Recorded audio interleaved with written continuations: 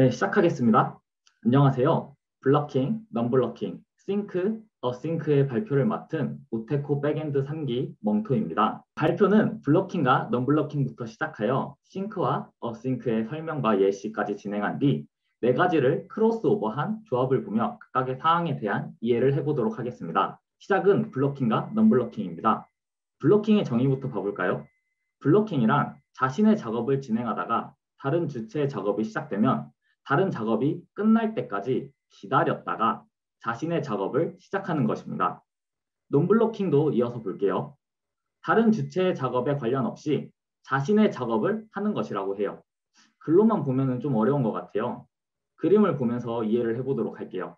처음에는 자신이 작업을 하고 있어요. 그러다가 다른 작업이 실행되면 자신은 그동안 쉬고 있어야 한다고 해요. 그리고 다른 작업이 끝나면은 다시 저의 작업이 이어서 진행이 돼요. 아직도 어려운 것 같으니까 다른 예시를 한번 들어볼게요. 어떤 직원이 있어요. 이 직원은 서류를 작성해서 상사에게 전달을 해야 해요. 그래서 열심히 작성을 해서 서류를 전달합니다. 상사의 이름을 블로킹 상사라고 해볼게요. 블로킹 상사는 해당 서류를 다 읽을 때까지 직원 보고 기다리라고 해요. 그러면 해당 직원은 아무 일도 못하고 기다려야겠죠. 그리고 블로킹 상사는 서류를 다 읽고 나서 직원에게 돌아가라고 합니다. 그러면은 이때부터 직원은 다시 자신의 일을 처리할 수 있게 돼요. 이어서 논블로킹에 대해서 살펴볼게요. 논블로킹은 다른 주체와 상관없이 자신의 일을 한다고 했어요. 그래서 다른 쪽에서 작업을 하는 순간 빠져나와서 자신의 일을 진행하게 돼요. 블로킹을 살펴보고 나니 조금 더 이해가 잘 되는 것 같아요. 다른 예시로 가볼게요. 이번에도 역시 서류를 전달을 해야 합니다. 회사에서는 빼먹을 수 없는 일이죠. 이번에는 논블로킹이라는 상사에게 서류를 전달해야 해요.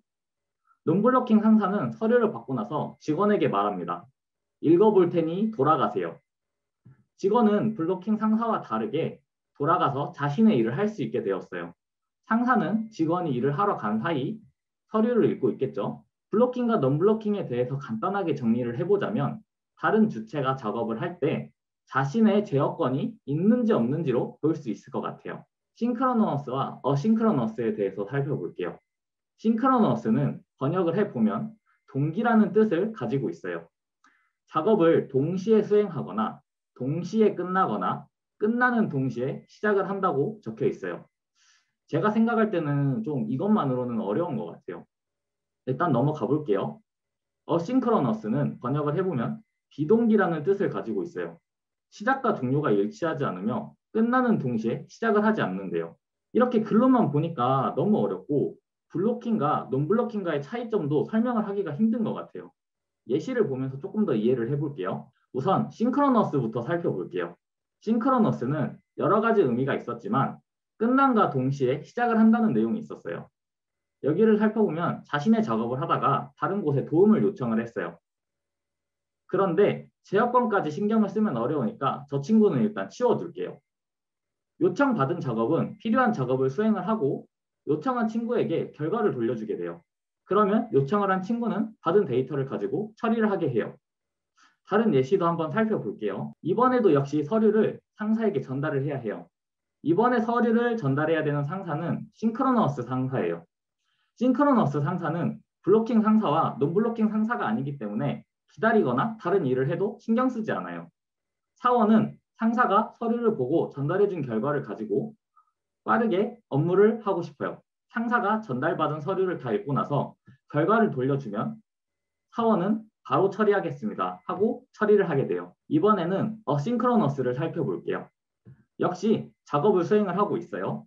그러다가 다른 곳에 도움을 요청했어요. 그런데 아까와는 다르게 결과에 큰 비중을 두지 않아요. 자신의 할 일을 하기 바쁩니다. 그러다가 나중에 결과가 돌아오면은 돌아온 결과에 대해서 처리를 안 할 수도 있고요. 할 수도 있어요. 이번에도 어김없이 사원은 서류를 전달을 합니다. 이번에 서류를 전달해야 되는 상사는 어싱크로너스 상사예요. 어싱크로너스 상사는 싱크로너스 상사와는 다르게 일을 바로 처리하지 않아도 괜찮고요. 블러킹 상사와 넘블러킹 상사가 아니기 때문에 기다리거나 다른 일을 해도 전혀 신경 쓰지 않아요. 어싱크로너스 상사는 서류를 다 읽고 나서 해야 할 일을 나중에 확인하라고 적어서 보내줍니다. 이 사원은 나중에 내용을 확인하고 언젠가 처리하면 되겠죠. 여기에서 동기와 비동기는 결과에 관심이 많고 순서에 관심이 있다는 내용으로 생각을 해볼 수 있을 것 같아요. 그러면은 이제 네 가지에 대해서 설명을 했었는데 이제 이 네 가지에 대해서 크로스오버한 표를 볼게요. 블로킹과 non-블로킹, 싱크와 어싱크에 대해서 공부를 하면은 이 표가 꼭 나오게 돼요. 우리는 이제 위에서 보았던 각각의 내용을 서로 적용을 해서 블로킹과 싱크, non-블로킹과 싱크, 블로킹과 어싱크, 그다음에 non-블로킹과 어싱크에 대해서 살펴볼게요. 먼저 블로킹과 싱크예요. 블로킹의 관점은 제어권에 있었어요. 그래서 다른 작업이 시작되는 동안 동작을 하지 않아요. 그리고 싱크의 관점은 결과의 처리예요. 따라서 결과를 반환하면은 해당 업무를 바로 처리하게 돼요. 예시로 살펴볼게요. 사원이 블로킹 싱크 상사에게 서류를 전달했어요. 블로킹 싱크 상사는 사원에게 자신이 해당 서류를 다 읽을 때까지 기다리라고 해요. 이게 블로킹이겠죠? 그리고 다 읽고 나서 결과를 사원에게 전달을 하면은 사원은 해당 업무를 바로 처리하게 돼요. 이게 동기예요. 그렇다면 블로킹 싱크는 어디에서 사용될까요? 간단하게 예시를 들어보면 자바에서 입력 요청을 할 때 블로킹 싱크를 사용해요. 제어권이 넘어갔기 때문에 아래 내용이 실행되지 않고 있어요. 입력을 하게 되면 제어권과 결과를 같이 받아서 처리를 하고 있어요. 이번에는 non-블로킹 싱크예요. non-블로킹은 다른 작업이 있어도 자신의 제어권을 가지고 일을 하는 거랬어요. 그런데 동기는 결과에 관심이 있는 거라고 했죠. 그래서 중간중간마다 물어보게 돼요. 결과 나왔나요? 근데 안 나왔죠? 그러니까 돌아가게 됩니다. 돌아가서 업무를 수행하다가 다시 물어봐요. 결과 끝났나요? 그런데 결과가 현재 끝난 상태죠. 그래서 다른 작업이 끝나서 결과를 받을 수 있으면 이제 해당 결과를 가지고 와서 업무를 처리를 하게 됩니다. 예시를 살펴볼게요. 이번에는 non-블로킹 싱크 상사에게 서류를 전달을 해요. non-블로킹 싱크 상사는 사원에게 다른 업무를 보라고 합니다. 그런데 사원은 블로킹 싱크 상사에게 너무 시달린 나머지 상사가 전달해준 일을 바로 처리해야 된다는 강박관념이 생겼어요. 그래서 중간중간 물어봅니다. 끝나셨나요? 근데 상사는 서류를 읽고 있죠. 그래서 아직입니다. 라고 대답을 해요. 사원은 다시 자신의 업무를 보고 있어요. 그러다가 다시 물어보죠. 끝나셨나요? 다행히 상사는 서류를 읽어서 결과를 전달합니다. 사원은 해당 결과를 가지고 바로 처리를 해요. non-블로킹과 싱크는 블로킹 싱크와 차이가 거의 나지 않는다고 하는데 어떨 때 사용을 할까요? 게임에서 맵을 넘어갈 때를 예시로 들 수 있을 거라고 저는 생각을 했어요. 해당 데이터를 가지고 올 때까지 유저에게 정보의 로드율이 얼마만큼인지를 보여줘야 될 때가 있어요. 이럴 때 사용을 할 수 있겠죠. 세 번째는 블로킹과 어싱크에 대해서 살펴볼 거예요. 블로킹이기 때문에 자신의 작업에 대한 제어권이 없어요. 그런데 어싱크이기 때문에 결과를 바로 처리를 하지 않아도 되죠. 이 조합은 굳이 비동기인데 블로킹으로 써야 될까? 이상하다고 생각하실 수도 있어요. 보통 non-블로킹과 어싱크로 하려다가 개발자의 실수로 혹은 기타 이유로 위와 같이 동작하는 경우가 있다고 하네요. 예시로 살펴볼게요. 이번에는 서류를 블로킹 어싱크 상사에게 전달을 해요. 이 상사는 자신이 일을 하는 동안 옆에 사람을 두는 걸 좋아해서 기다리라고 해요. 그래서 직원은 결과에 크게 관심이 없는데도 불구하고 기다리고 있어요. 일이 끝나면 블로킹 어싱크 상사는 결과를 메일로 넘겨주고 돌아가라고 해요. 사원은 돌아가서 일을 하고 시간이 될 때 아까 받은 결과를 통해서 일을 처리할 거예요. 드디어 마지막인데 non-블로킹 어싱크에 대해서 살펴볼게요. non-블로킹은 다른 작업이 시작되어도 자신이 하던 작업을 멈추지 않는 거예요. 따라서 양쪽에서 서로 각자 작업을 처리를 하게 되겠죠.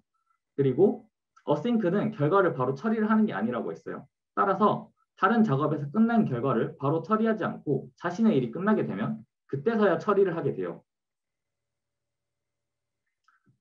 예시로 살펴볼게요. 사원이 마지막 서류를 non-블로킹 어싱크 상사에게 전달합니다. non-블로킹이기 때문에 상사는 사원에게 돌아가서 자신의 일을 하라고 합니다. 그리고 서류를 읽어보겠죠. 서류를 다 읽고 나면 어싱크이기 때문에 메일에 결과를 담아서 전달을 합니다. 사원은 나중에 메일을 확인하고 처리를 하면 되겠죠. 넘블러킹 어싱크 조합은 어디에서 사용을 할까요? 대표적인 예시로 자바스크립트에서 API 요청을 하고 다른 작업을 하다가 콜백을 통해서 추가적인 작업을 처리를 할 때 사용하는 게 대표적인 예시로 볼 수 있을 것 같아요. 마지막으로 정리를 하겠습니다. 둘은 보면 비슷한데 바라보는 관점에서 차이가 있었어요. 블로킹과 넘블러킹은 제어의 관점에서 바라보는 것이었고 싱크와 어싱크는 결과의 관점과 순서의 관점에서 바라보는 것이었어요. 제가 생각하기에는 여기에서 이 정도 개념만 가져가시고 필요한 부분은 추가적으로 더 공부를 하시면 좋을 것 같아요. 네, 다음은 제가 참고를 했던 출처이고요. 설명이 부족하다고 생각하시는 분들은 여기에서 확인을 하셔도 좋을 것 같아요. 네, 이상으로 블러킹과 넘블러킹, 싱크, 어싱크의 발표를 마치도록 하겠습니다. 감사합니다.